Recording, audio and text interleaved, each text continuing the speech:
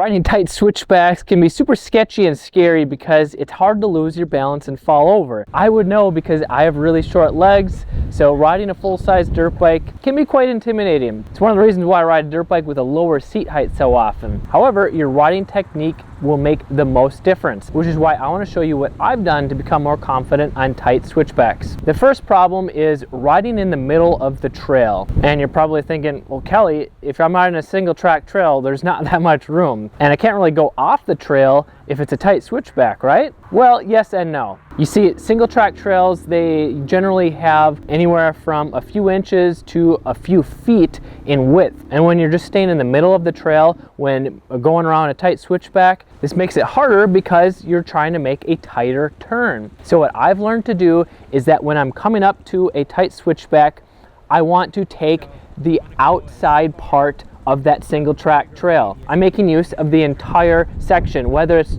3 inches or an extra foot. This will increase the radius of the arc that you're making it easier to go around the turn. It's like if you're driving a truck and pulling a trailer behind you and you come up to a stoplight with 2 left turn lanes. Which one are you going to take? Well, you're going to go for the outside one. Why? Because it's a bigger turning radius, and it's the same thing when riding on a single track trail. If you want to make the turn bigger, wider, more easy, then you take the outside. Tip number 2 will make it easier to balance even if you have short legs or you're not very strong like me.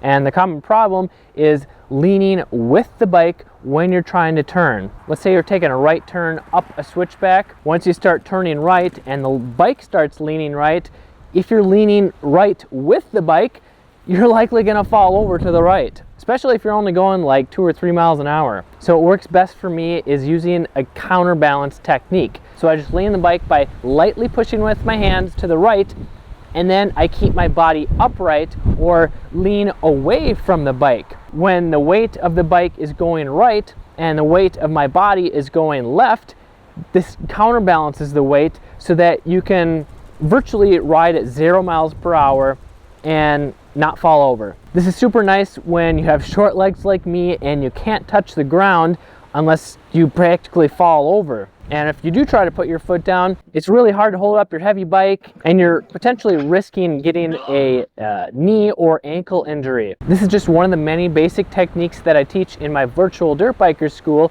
where you can get personalized coaching. And it helps to build up your confidence when riding on flat ground before you do this. And if you want to learn how to do this counterbalance technique, you should check out this video right here where I show you how to make a tight turn without falling over. I'm Kelly from MXHideout. Ride safe, have fun.